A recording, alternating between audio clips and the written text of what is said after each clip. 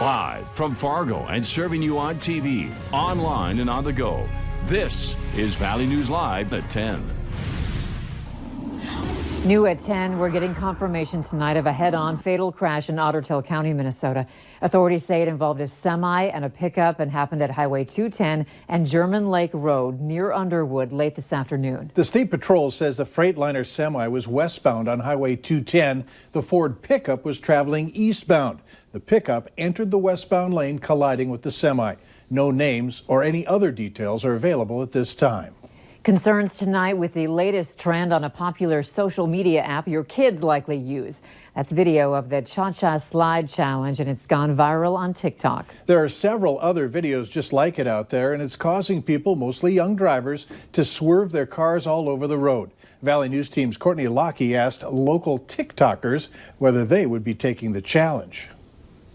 Allison Tracy and her friends consider themselves pretty avid TikTokers. They say they just finished making one at the candy shop at West Acres Mall. We spent like 15 minutes trying to get it on time, and so we just wanted to kind of hop on the trend. These girls are among a growing number well aware of the latest trends, including the Cha-Cha Slide Challenge. I would never do it just driving down the road, or do that to my friends, because that could cause a lot of injury.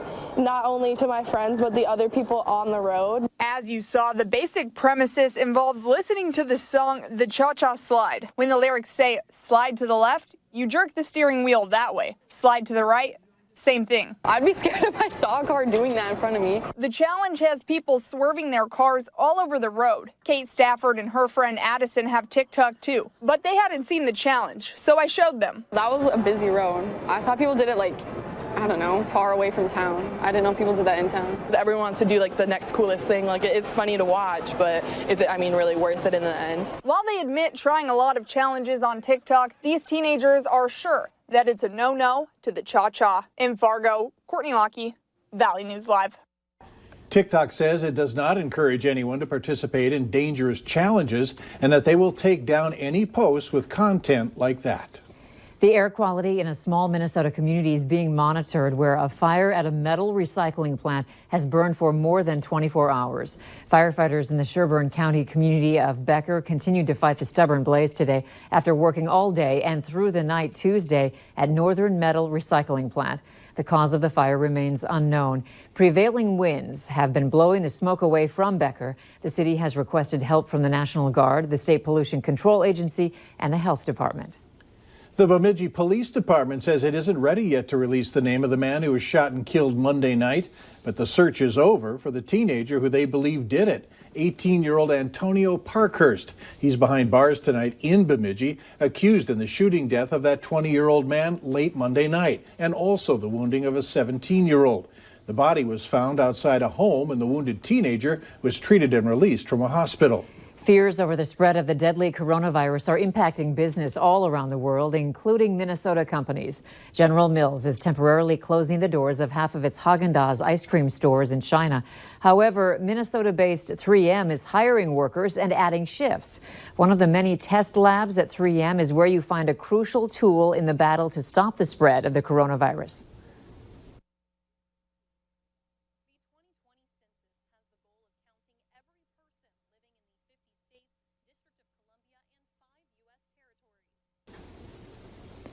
The company says its N95 respirator is in high demand, saying it is proven effective against these submicron-sized virus particles, but only if it's worn correctly.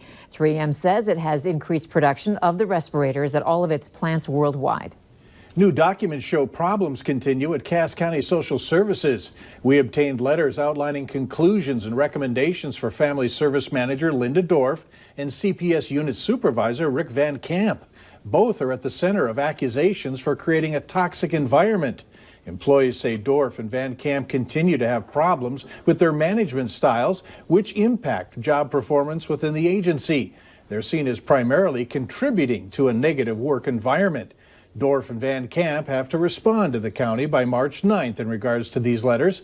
A week later, on March 16th, the final decision will be made if they get to keep their jobs. Some South Fargo neighbors were questioning a post that popped up in Nextdoor. It was promoting local job opportunities linked to the 2020 census. We did some checking and the ad is legit and a sign that many people might be knocking on your door asking questions. Valley News Team's Katie Opperly explains why your answers matter.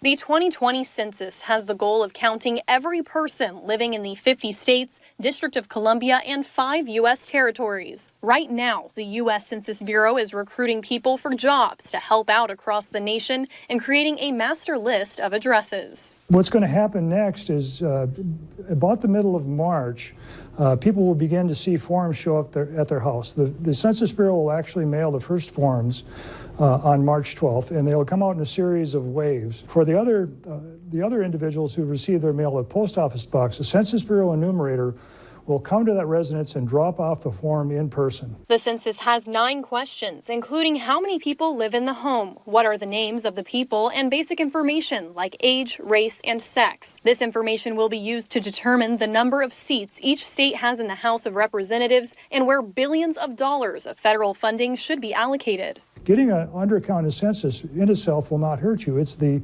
underfunding for your schools, underfunding for your roads, underfunding for your Medicare programs in that area. After the data is collected, the Census Bureau will deliver counts to the President and Congress in December. In Fargo, Katie Opperly, Valley News Live.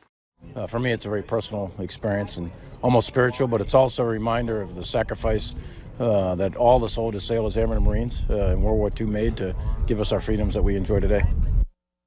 Millie, along with Rieger, laid a wreath at the memorial as taps played. Valley News Live 10 at 10 continues with no wait weather. Oh, the temperatures falling very quickly as the sun set on our day. We are now in the teens below here in the FM area. It is 11 below. The wind, at least, taking a little bit of a reprieve at only 3 miles per hour from the southwest. It is also 11 below out at Moorhead's Airport. Here is a look across the region, and the chill is on in Grand Forks. 16 below there. We have 15 below in Langdon at this hour. A lot of teens below in northwest portions of Minnesota to near 10 below. And look at this, Wahpeton, Breckenridge, you too, join in the picnic with temperatures in the teens below. Factor in the wind out there. Take a look at Langdon this hour. Wind chill of 37 degrees below at this hour, so exposed skin can freeze in just a few minutes. So make sure you're bundling up both tonight and then obviously first thing in the morning as temperatures will continue to fall. It does look like we're going to have that wind chill advisory in effect for our entire viewing area into the morning hours. Crystal clear skies across the region. And the wind not as strong as it was, but it doesn't take a lot of wind to cause those dangerous wind chills. And we have temperatures this cold, setting things into motion as we zoom into the valley here for your overnight forecast. First thing in the morning, what we'll notice is the wind starting to pick up from the south and west. Now, what does that do? Well, our western counties will actually start to see temperatures rising before daybreak. So the temperatures will continue to fall or stay pretty low in the valley and points east. And a few of you across parts of western Minnesota will see temperatures briefly dip down toward 20 below. In fact, you're not far from that right now, so not that much of a stretch. But by morning, many of us will see temperatures moderating. At the bus stop in the morning on your way to work, 11 below in Fergus Falls with the wind outdoors is not going to feel pleasant at all. So bundle up. It's going to be a chilly start to the day. Although clear, you don't see many clouds on the hour-by-hour forecast. The colors here representative of temperatures and the bluer shades, warmer air pushing in from the west. Notice this, though, as we go through the midday hours, those winds pick up. We'll have a few areas with gusts over 30 miles per hour possible from midday and into the afternoon. So that first half of the day is going to feel pretty raw out there with the combination of wind and cool temperatures causing a wind chilly start to the day. In the afternoon, chances of some 20s in the eastern third of North Dakota. Even with the wind, that'll start to feel okay, although it'll be a little on the breezy side. In our western counties out to the east, we'll be rising into the teens. And that is a rise in temperatures of around 30 to 35 degrees from our morning lows. So many of us enjoying quite a nice change in temperature. So your planner for Fargo, 10 below to start the day off. Your wind chills will be around 20 below, and then we will see our temperatures continuing to steadily rise into the midday and afternoon hours. Look at all that sun on there. Into the 20s. Now, as we go into the evening, we'll slowly fall thanks to the fact those winds will be more robust tomorrow. Your hometown forecast showing teens east and teens to mid-20s out to the west. Beautiful shot of some, well, it looks like very, very tall giraffes there, but these are actually deer. Thanks so much for sharing your photo. Here's the planning forecast. We're watching temperatures that will glide to the 30s for many of us for the weekend. In fact, a few near 40-degree readings not out of the question for Saturday. Slight chance of snow as we go into next week, mainly to the south and into Minneapolis. Thank you. Later.